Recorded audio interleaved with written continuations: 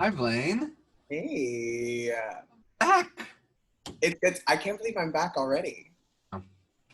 And that doesn't feel like it was that long ago, and also It years. felt like years ago. Yeah, totally. Because what's time now? Is it the autumn leaves that change, or the snow that floats? He was telling us, we were like, what? How do we measure this? How do we measure this? We can't measure it by jobs. Can't measure it by our health. Or even like the yearly milestones. Like Correct. I grew up in Ann Arbor, Michigan, so for me, this time is the beginning of football season, but there's Mm-hmm. season this year. Mm-hmm. Mm-hmm. And it's September, but there's still basketball, so nothing makes sense. Right. Right. What is time? It's totally man-made social construct. What is? Exactly. I think now we see that. Yeah. So how are you? I'm good. I'm here. September 2020. I can't believe we're here. October, November, December, September, October. The 4 months until the rest of this year is over. I'm surprised at how I've done in a great way. You know what I mean? Like, Ooh, we all. Well, I mean, this is like, so and it's like the ultimate test of our and mental endurance, our emotional endurance, our spiritual endurance.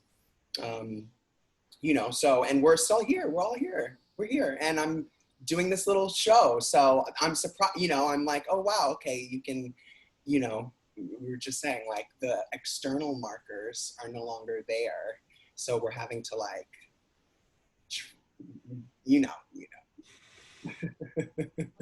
it's it's so interesting because I think um, one of the things that we do, even as cabaret artists, where we've been socially distancing since before that was Right, thing. Uh, right, there's me, there's the pianist, there's the bassist, correct, 6 feet apart. right. But still, as artists, it is our nature to gather. Mm, mm-hmm. It's often described as either like a community or an ensemble or even a tribe that Yeah. we gather. And I guess I'm curious for you doing this show in a moment where being able to gather as an artist with the people that you're singing with your band, has it felt, I guess, what has that felt like not being able to gather while creating this show? Strange and challenging and exciting on some ways because then you have to like find new ways to do things and create.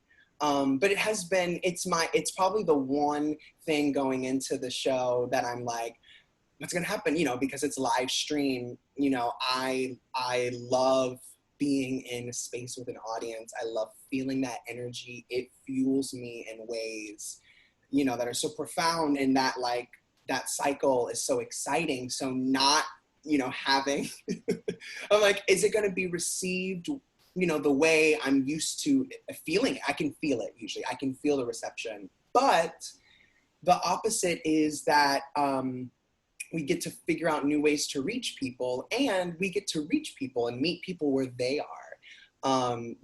Yeah, meet you where you are. And one of the things that I'm excited about this, and the reason why I'm doing it, on Facebook Live and YouTube instead of like, a separate Zoom link or like a separate place, is because it's hard to gather everybody. And I realize that. And there's so much happening right now, externally and internally. So I was just like, I know people will come, and then I know as they're about their lives, they'll be like, oh, what's that? And then we'll be in it. And I'm excited to curate that space. That's the most exciting thing for me. I was talking to a friend the other day that, we've been um, pushed into action like never before the past couple months on so many different topics, all, you know, centered around, you know, justice and economic equality and racial justice and our health with COVID. But I personally, I haven't felt, it's all been specific and isolated. And I haven't felt just like a general, like, what is going on? Great. Like, what did we just do? What did we just do? And what are we on right now? As just a collective, you know? So that's as a whole what, you know, I'm doing here, and, you know, gathering the folk wherever you are. Well, that's so interesting. Like speaking both like logistically, but also from an energy standpoint. Yeah. BC before COVID. Oh yeah, I love that you say BC. Too perfect not to. BC 19. Right. It it was, you know, the onus was on the audience to come to us, Mm-hmm. meet us where we were at, and then trust us that once they came to us, we would be generous with our artistry, meet them So where much they're at. trust. Yeah, right, right. Had to first, before we could be generous, they had to come to us. Right. Oh, as you said, we go to them wherever they are. Yeah. I'm like I'm so intrigued by that and curious Mhm. to see what it is going to be like once this pandemic. It's gonna be a whole new lane of opportunity, really. It's like, you know, I mean, it's, there is no back, like you said, there is no, it's like, this is how we're gonna, you know, and it's for safety reasons, people are like, wait a minute, this might be, you know, even cooler. And then just for more creative, what you can do, technology, it's so Black Mirror. Have you been watching? I've been watching all these I watched the VMAs the other day and all these other awards shows. Some cool things, but I'm like, oh my gosh, this is like. I saw someone post, might have been a meme, but they were like, this is so cool of Black Mirror to have this season be Stop it, that's hilarious. cool. I didn't know I booked Black Mirror. Did you know you booked Black Mirror this year? I haven't gotten a check. I haven't gotten a contract. Everyone, it's a huge this season. It's really nuts. Um, so tell me about this show and how it came to be, and what was the process of building it? How did it get from an idea to to to all of this. Well, first, the first answer is I'm a Sagittarius, so that should cover all of that. If that means anything to you, something starts like this, and then I'm like, so you know, I took, this is a big transition for me. I was on tour. You know, I had kind of things in motion, and then all this stuff happened, and it hit me, like all of us, really hard. It hit me really hard, and I feel like I cross a lot of intersections of everything that's happening. I'm bi multiracial, you know, gay man and an artist who the economy has done us no favor. So we're really at the bottom and hit hard. So I've been processing and was like doing me and working on me and kind of being a participant amongst everyone. And then a couple months went by and some friends of mine were like, hey, like, you should just we haven't seen you sing anything, or it was just a silly conversation. They were just like, put 2 songs out on Instagram. Like, everyone's doing all this stuff. Just put 2, 3 songs. And I was like, okay, I'm ready. Like, I can be cute and do a little vocal. It felt like a good time to finally be like, okay, yeah. And then me being me, I'm like sitting and I'm like, yeah, no, that's not gonna work. That's not, yeah, it's gotta be, it wouldn't work before landing on one reason why it could? always. We always do that to ourselves. And more so just because I'm such a, the standards are so high that, you know, I love to do stuff like that. So for me, it's like, if I'm going to do it, I'm going to do it. So it's like, I can't do 3 songs. I need to do 10 songs. And I can't just sit in my apartment and just put, you know, my computer Mac on and sing. No, I need audio. I need amplification. I don't need 1 camera. I need 3 cameras. I need a band. So then it's just like this. And I knew that the big thing was, I was like, I'm going to do this because it feels cathartic. That's kind of how it came about. I was like, oh yeah, I feel like I'm in a place now to be creative and release what I've been holding. Yeah. So if I'm going to do it for myself, it's going to be for all, as artists, right? We channel ourselves, so it ultimately is for everybody. So I was like, I want this to be a good moment to just reflect and heal and process some of these big things that have been happening and find some joy and find a way to have a little clarity on what's happening. Mm, And even, no matter, yeah, huh? if you will. And then of course, it's become very important to be intentional with Mm, what we're saying and what we're doing and why we're doing it. And I've been on a personal journey of mental and emotional healing and health and discovery and getting myself into that community and topic that's so taboo in today's world. And I was like, if there was a seed that I want to sow in reaction to what has been happening now, all of it, all encompassing too, it would be in this lane. I think we are now cracking open this, like, there's stuff happening and there's stuff that we're going through and there's stuff we're not talking about. And it's work, and I think we're finally starting to see the seriousness of it and give it its proper value. So I was like, this is kind of the lane I want to be in. It's changed my life. And so the place where I go to do therapy and do work has a great nonprofit called the Healing and Discovery Foundation. And they go into middle and high schools and they work with the schools and they work with students and they develop programs and they teach them,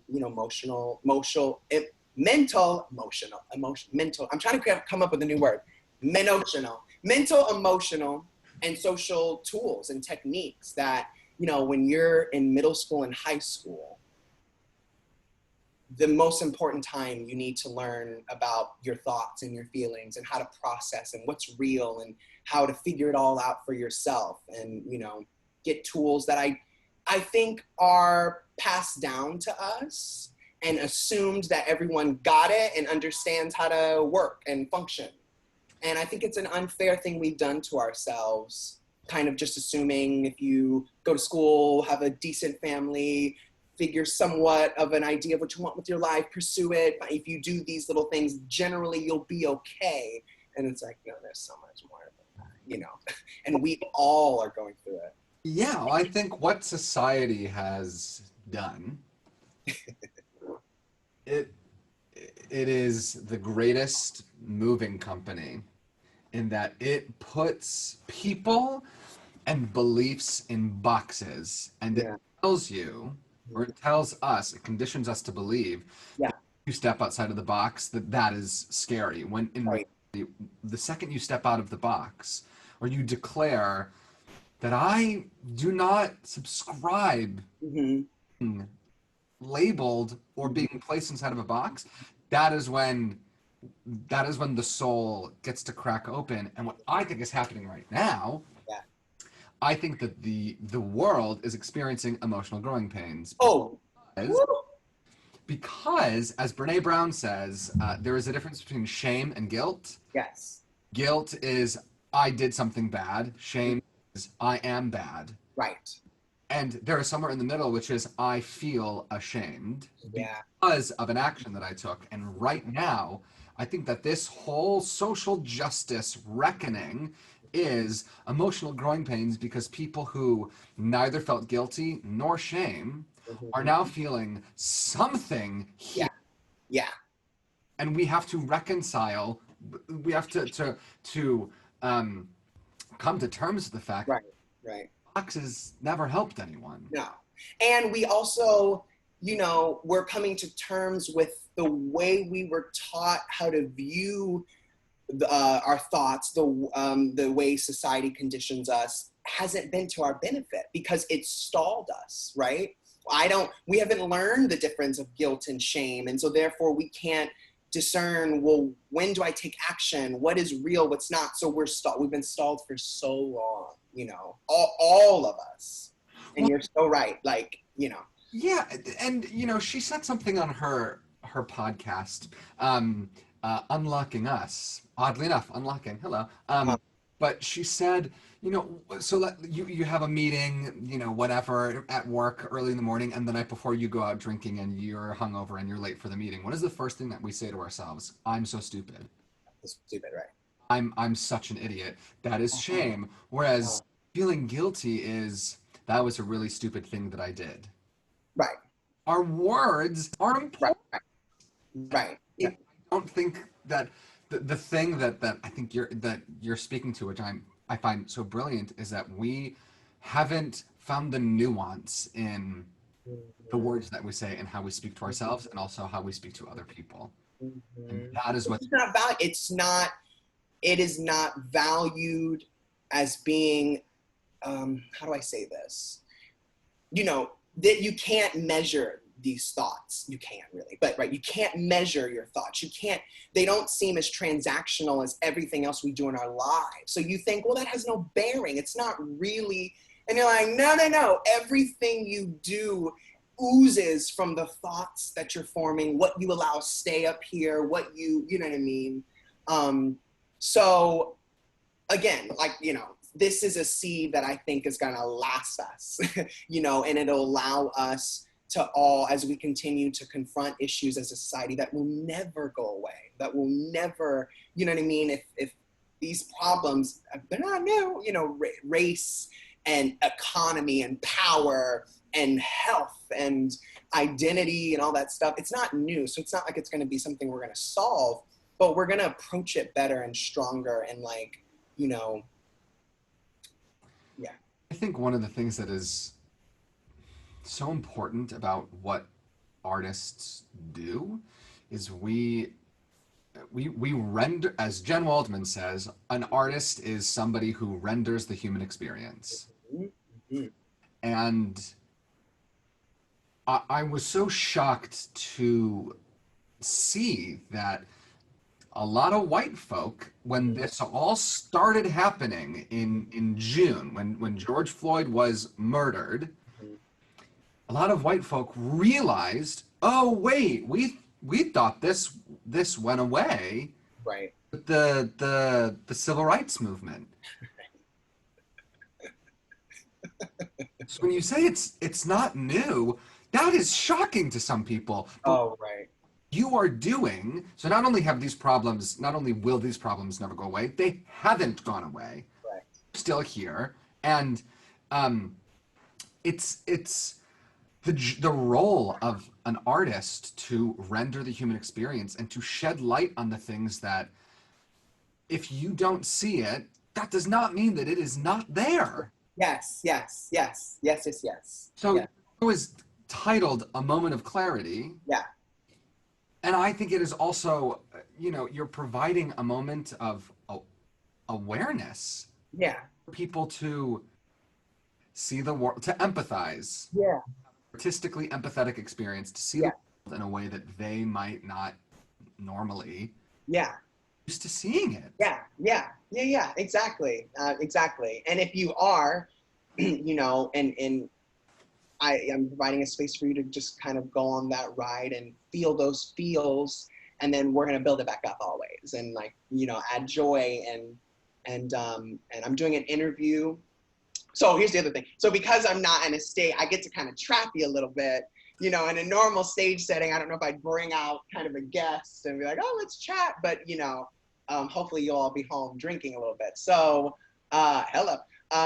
So I'm going to be interviewing Thomas Jones, who's the founder of the foundation. And he is a brilliant, smart, amazing man who spent his life in this field. So we're going to talk a lot about the work that he does as a therapist, the work he does with the foundation, and he's going to do a little technique tool with us. He's going to do a little visualization and offer us just a moment, to feel Yes. some hope and a resourceful state of being. Yeah, I'm serious out here. I'm trying to let you guys just come with me for an hour. Just give me one little hour. I'll give you a couple of vocals. I'll give you a couple deep breaths, and we'll have a good time. Well, I think what's so amazing about that is that, art it is not meant to be consumed passively. Totally. Yeah, this is I I could have done like, you know, just good song, like, you know, very spoon type show, but it's not what we need, or we've got a lot of it and there's definitely space for it. But yeah, let's be real about what we're talking. Let's just be on the nose about what we're talking about here and what we're at. Absolutely. Any opportunity that we can, as artists, put audience members on the hook, Mm-hmm. emotionally, Mm-hmm. mental Mm-hmm. Mm-hmm. awareness. At the end of my show, BC, because this is not safe now, I would sing Somewhere from West Side Story after talking about um, the rise of anti-Semitism and what it is like to be a Jew today with this spike in anti-Semitism. And then I would sing, you know, there's a place for us somewhere, a place for us. And I would then walk off the stage and hold each member's hand in the audience, hold my hand, and we're halfway there, right? Yes. Oh. It's equal parts, you know, like, let's go on this journey together, but also, I need you to have a moment of physical contact with me so I know you see me and you know that what I'm saying to you is my story, Yeah. your responsibility to physically feel Yeah. human connection with someone who has that. So it just any opportunity that we can make art active and not Yeah. passive. Yes. Job. That's what I love. That's why as I've gotten old, you know, I've been doing this performing thing for a long time. And as I'm getting older and really, really defining my purpose and my intention with it all and what I'm really getting at, that you're exactly it. I can't, and that's why 3 songs on Instagram, you know, 3 songs, I was like, that's not it. You know, like I want there to be a little bit more for people. Right. Because there's so much more for us, and we just sometimes ignore it. Especially because the audience doesn't have to come to you. Like that Yeah, is not you're going to them. yeah, yeah, So, yeah, so you can ask more of them because they haven't expelled their energy making yeah. the subway, going Totally, to totally, totally, a totally. stranger at a close table. Yeah, yeah. So I'm curious about um, you talked about this kind of mental health, emotional journey that you're going, Mm-hmm, mm-hmm, taking that is taboo and bringing it into the spotlight. mm-hmm. If you're willing to talk about that, what made you inspired you or called you to To hop on it, to get on the train. Oh my gosh, is it ever one thing? Is it like no. accumulation of like? So um, I I come from an amazing family and community that is really deeply rooted, you know, in church and family and community, and using each other, you know, to lift, inspire, grow, raise. Um, and there, there has been it has been that community is with a lot of trauma and an experience in this country that makes it very difficult to trust, you know, society. And again, what society tells you you should be doing, feeling, thinking, seeking for resource, who you should be talking to, you know, like that. So a lot of my, like, you know, when I think about my spiritual health and my mental health and emotional health stems from that, from church and family and stuff. But, you know, family's family, like no one's perfect, right? And a lot of who we are, I mean, I'm saying the things you all know, but is born out of where we come from.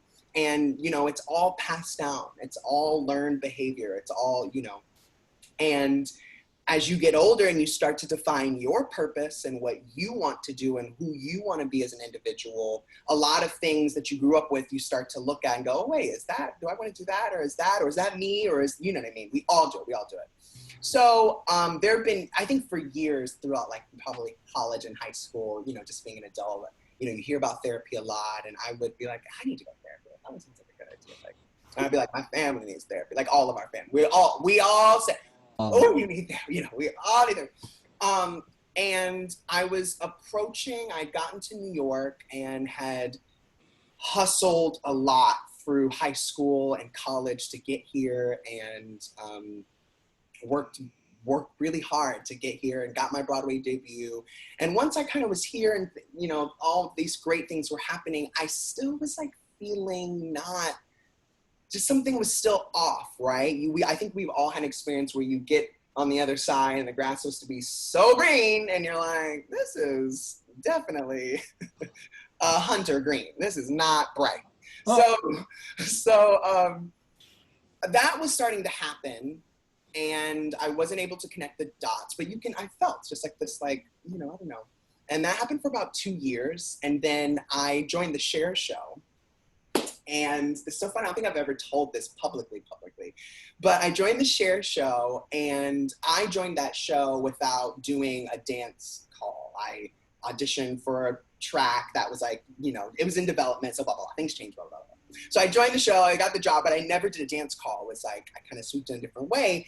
So when we got into rehearsals, or when we were doing the lab version of it, I felt so not in the right place. I was like surrounded by the most beautiful, talented, best dancers. And I am not a dancer. Now look, I always say, and they ask me in the room, they're like, you know, can you dance, blah, blah. I'm like, I don't call myself a dancer, but I'm not gonna embarrass myself. So, you know, I'm not gonna embarrass myself, okay? Right. So I can move, but I'm not Charlie Williams or Ashley Fitzgerald or Dark Lady, you know.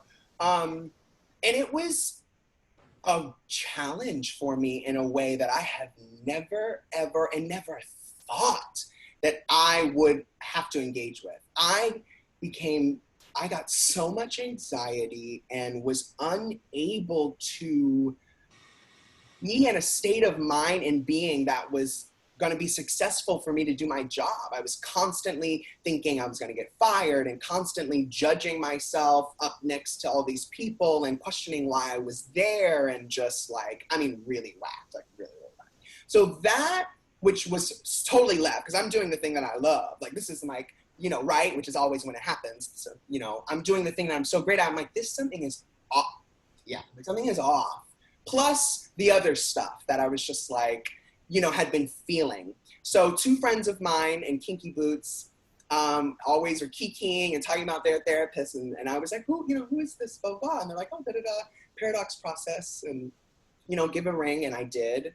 And I have gone every week for almost 2 years now. It is like completely fundamentally shifted so much in my life. And I've had such an aha moment about a lot of this, you know what I mean? And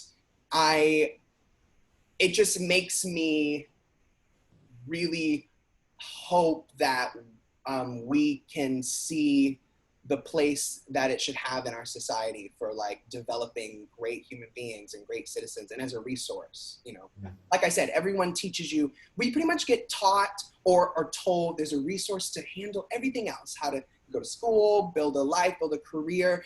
No one really teaches you, how do I handle myself? Yeah. That either seems like a dumb question to ask, because you're like, well, what are you talking about? What do you mean handle yourself? You can handle yourself. What are you talking about? Be human, be da-da. But it's like, no. How do I, you know, because things go on up in here that aren't real. There's things that, you know what I mean, are said that are not you. There's feelings, there's a life or circumstance that some of us have come from that doesn't define there's so much that on that side of existing, you're just kind of told, like, figure it out, make it work, you know. I don't know how to do it, so you know. And there is answers out there. There's a place for us to dig into us. And it's a place that would, you know, offer a world that is, you know, racially harmonious, and offer a world where we truly understood power structures and desires. Because if you can understand yourself and get into loving yourself, there's no way you can then approach and interact this world without any intent other than love and understanding and gratitude and wanting to help and wanting to be better. You know what I mean? Like, it sounds stupid, but it would shift everything. You know. Stupid. I know it's not stupid. Yeah, I know. But, you know, it sounds so simple, and you're like, well, why don't we do it? Well, it's like, because our collective values as humanity are off. Mm-hmm. Yeah, yeah, yeah. They are. Yeah. And our markers, like you said, are all external. Time, everything that we use to validate and remind us who we are and give us the goody good feelings are external. And we all know at the end of the day, you know, everything you need and could ever want is really going to come from here and here. And if you're not happy or comfortable with that person in any circumstance, as we've learned 2020, that's interesting, you know. Have you getting what is Ari like? The Ari in 2020, I didn't know this Blaine. This kind of Blaine I met 2020. I'm like, oh, is this you? This is you. Okay, is this you? You know, I've always said that behind every great actor is a better therapist. You have to, it makes sense though, right? We're dealing with it makes complete and utter. I've been talking with my school. Did we talk about schools the last time we were on the race panel? I think so. Maybe. But, you know, I've been talking to my alma mater on like how to make things going forward. And that's the thing I'm pressing. I'm like, y'all need mental health, emotional health. This is our job. Our job is to use our facilities. If you've never faced the thing going on in your facility, how are you going to then, with these other things, it's a lot. It's a lot at 18 years old. It's a lot at 24 years old. Especially if you're coming from a BFA conservatory. Hello. We both did. Yeah. And we know that's a whole nother, in this corner, a whole nother. Yeah. But like, you know, those, yeah, like, you know, AEA, it's time that we up, you know what I mean, our support for navigating this world. Because we are the instrument. Stigma. If we start there and then provide resources, Yeah. just how might we dismantle the stigma that and move into a world where it is cool, important, vital yourself. I was on a Zoom call with a friend of mine who does healing. Yeah. And she was talking about how we interact with other people versus how we interact with ourselves. And she said if there was somebody in your life who you love and care deeply about, if they were sitting next to you and they were in crisis, or they were really down and they needed a friend, what would you say to them? I said, I'd probably say, you're so beautiful. You are so loved. I am here for you. Whatever, just call me. I'm always here. Know that you are loved and valued. And right. She said, can you imagine saying that to yourself?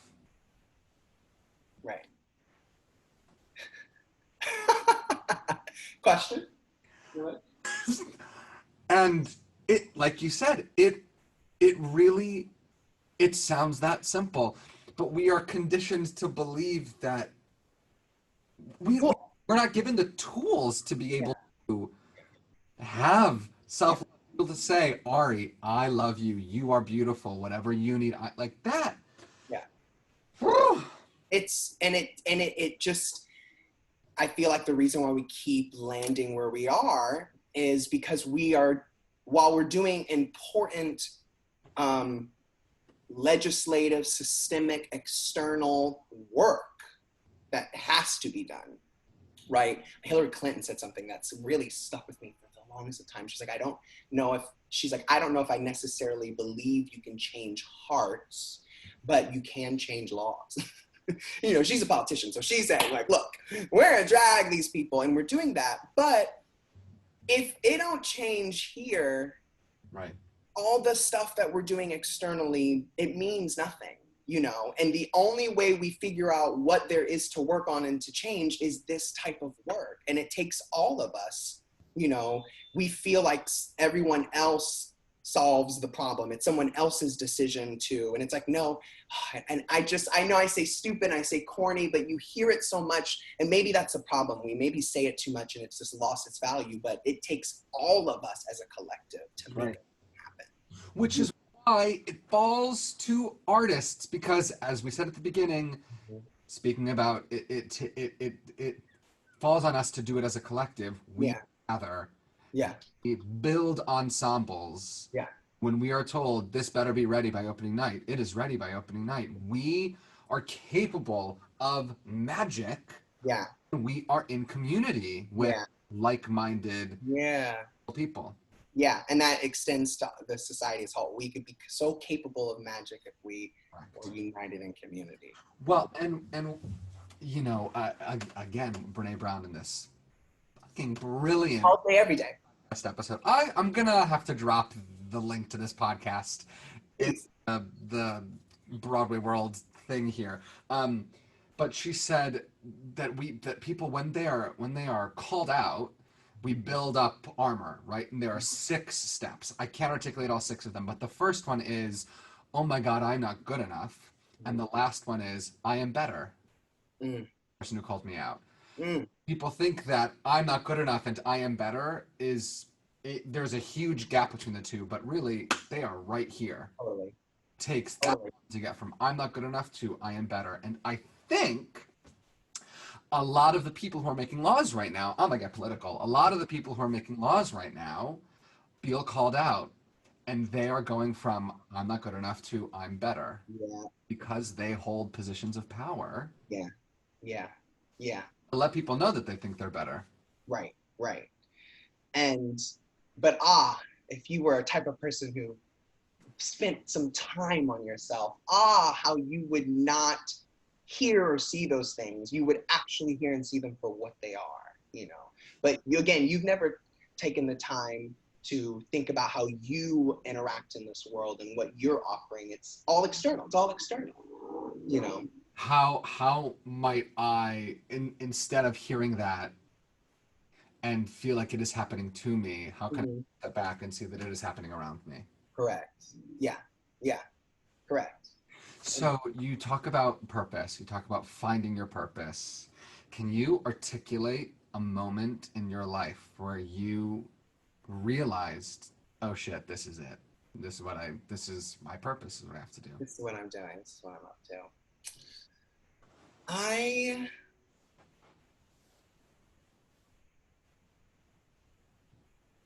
I think so. There's part of me that's all, I know you saw me like, did you see like all coming? Yeah. all 4 acts. Yep. There's something inside of me that's always kind of like known that this way is the way, that this, you know, this talent and gift and passion of performing and singing and being an actor and whatever really offers itself through me, because I like to do everything within the medium, is meant, I like people. I like making people feel good. I like to feel good. And so that has always been inside of me, but I don't know if I've always known how I was going to articulate it. And I don't even know if I still do. I'm still like, you know what I mean? Like, what channel is this going to filter through? Or are there multiple channels? There's some moments when I'm having my low moments and not telling myself the nicest things and helping myself create a world that is not going to be great. I'm giving it all the food it needs to return, you know, this apocalyptic reality. You know, those moments when I find myself kind of being like, you're not really that, like, you know, I'll listen to myself and be like, you know, what tone, who would listen? Why are people listening to this tone? Like, this is, you know, and there's something like, I always feel like, but there's something inside that's always like, yeah, but there's so many people like love you. There has been a lot of people who have told me how much, either if it was a show that I was in or a performance that I did, how much it may have changed them or fueled them or inspired them or gave them a release. You know, lots of letters from, you know, Great Comment. When I did Great Comment on Broadway, that was a little bit of a younger audience, and just the things people tell you about what they're going through and how you change them, you know. And I see it and I feel it. I see it in myself. I see it in my family. And so it's like undeniable. It's like you see, I'm like, no, this is a good thing, right? Like I'm aligning with a passion and with how it can serve humanity and others. And I'm seeing it. I'm seeing like this is serving people, you know?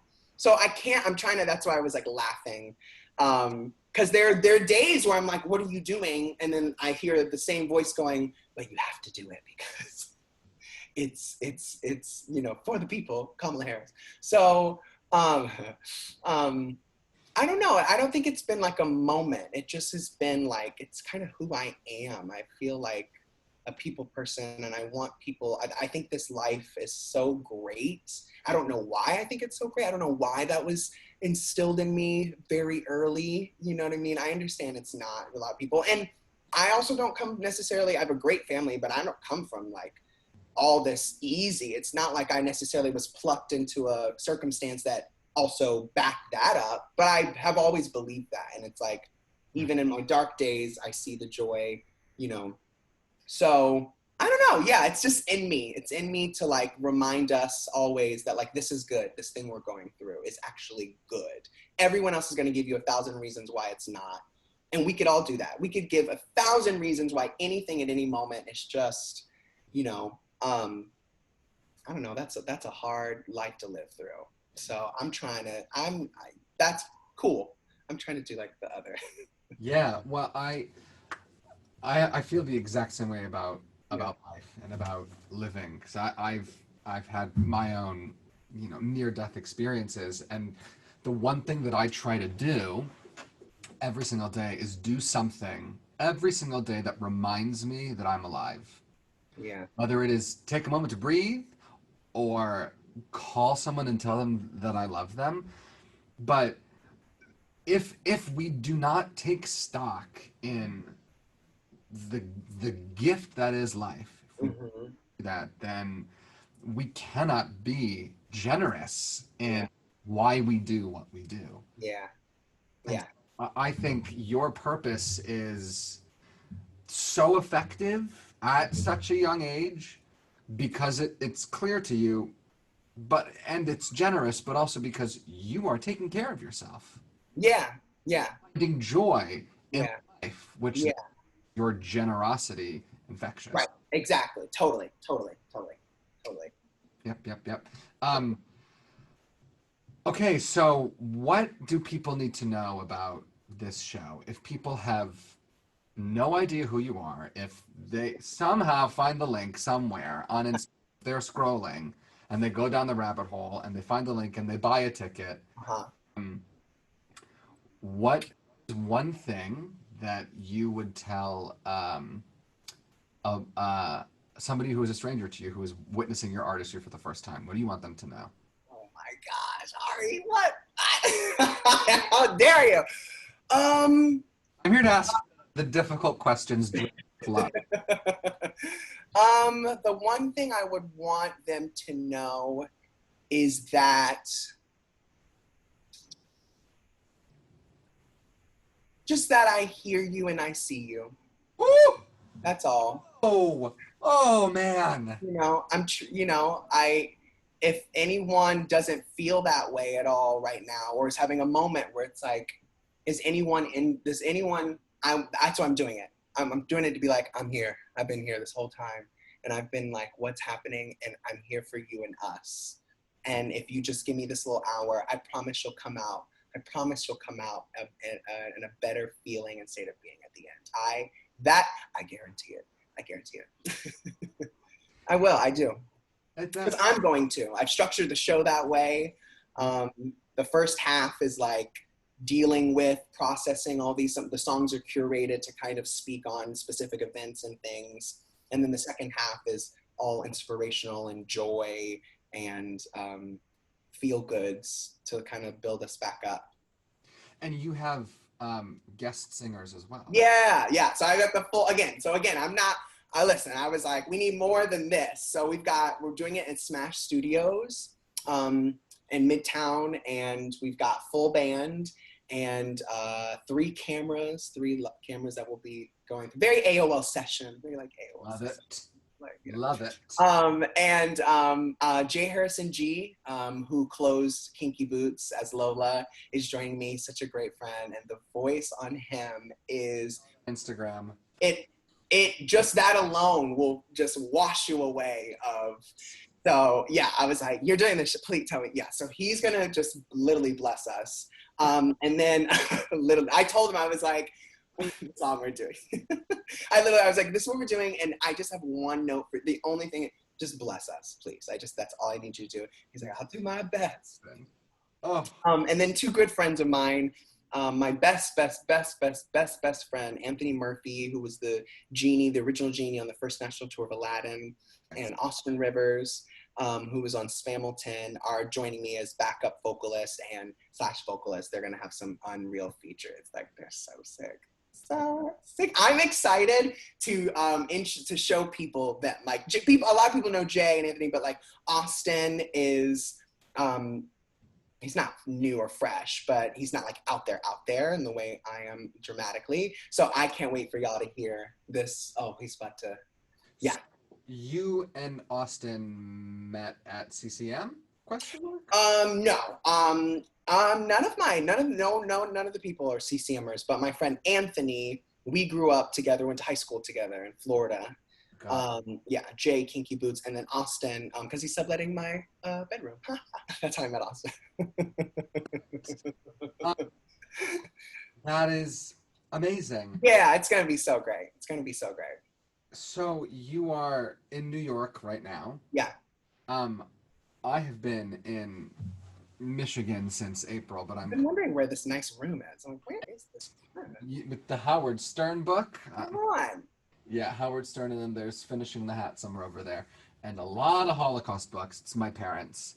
But I'm curious for the people who are watching this who have either left New York or have never been to New York before. Can you tell us what it's been like there recently during this craziness? I know. So what's funny is right now I'm all over the place because of the way it all shook down when I was on tour. So for the beginning, I was up where my proper apartment was in Washington Heights, and I stayed up there pretty much the first 3-4 months. Yes, yeah. And didn't even go down, past like 145th. But now I am on 42nd Street, subletting. I know, subletting. A friend's apartment, and so I've seen all of the city. It's we're phase 4, so it's gearing back up. If you were to come see the city now, you would definitely be like, no one's here. But having been here, I'm like, oh no, there's people out. But it's been, honestly, I've been very proud of this city and very proud of the way we as a whole, have done what we've done. There's obviously some strange things happening with pockets of people and police officers not wearing masks, but isn't that something you've noticed? Is it just, I don't want to go there, but is it odd? I have a picture somewhere. I was there in June, and I was, it might have been like, I was on 8th Avenue somewhere in the theater district, like 8th and probably 44th or 45th, and they had blocked off one of those streets. I'm going to say it's 45th. They blocked off 45th between 8th and Broadway, 7th? Maybe it's 46th Street, because they turned Restaurant Row into just... Was the other... the next one? Okay. Middle of Midtown, theater district, and there were 10 police officers standing just around the like little barricade, not socially distancing, not wearing masks. It's like, what? Just chilling. It just happens more. I see it more than I'm. That's why I'm like, observation. Yeah, but it's good. It's good. And there's some sad. You walk by a couple places and you're like, that's closed. Oh my god. What was one of the things that you remember being like, oh God? Geez, no, I just literally this morning on my coffee walk. What was I walking past? I was like, not. Oh, no. Now I'm gonna sound dumb. It was on 51st. No, this is on 51st Street, and like is that 8th or Broadway where the McDonald's Inn is, And there's across the street, there's the like Sabaro. How do you say that word? I don't even know how you say that. Closed. I look at places like that and I'm like, you got a lot of money. So I know it's, but I was like, dang, like nobody is out. It's crazy. The McDonald's, why am I, food. The McDonald's on 42nd Street, the arch is gone. It's not even in. That's crazy. That's like such a visual for that street. They just removed, they're like, we were never here. But they were, Yeah, baby. And so was I. so was I. Yeah, so it's, I think. What? Glass. Oh yeah. That I just read. Or is it Glass House? Not Glass House. What's the other one? Hourglass, the one that's like. Yeah, Hourglass. That's the one. That one. And then the second floor is like you can get a mystery beer and a mystery shot for $9. Closed, because we can't have those things. Yeah. I said. I had a moment and I was like, oh wow, that sucks. And then I was like, oh, good. Like right here's the okay. So you feel your feels. You're like this. You're like what the. And then you can either live that and go write articles about how everything's changing and people are leaving and the world's horrible in New York. Or you can see that and mourn it. And then I was like, oh, like, great. There's going to be new stuff, new stuff and we're going to grow. And the city gets to grow now because of this a little bit, Maybe a cabaret club could open. Come on. You've been talking about this. You keep putting it out in the. Yes, I have. It's happening. If you're watching and do real estate and can pay for it, Kari. Yeah. Blaine, thank you. Thank you. This means a lot. This really does mean a lot. Thank you so much. It is our pleasure. You were a joy, and I hope that this is the second of many. Yes, it will be. Oh, it will be.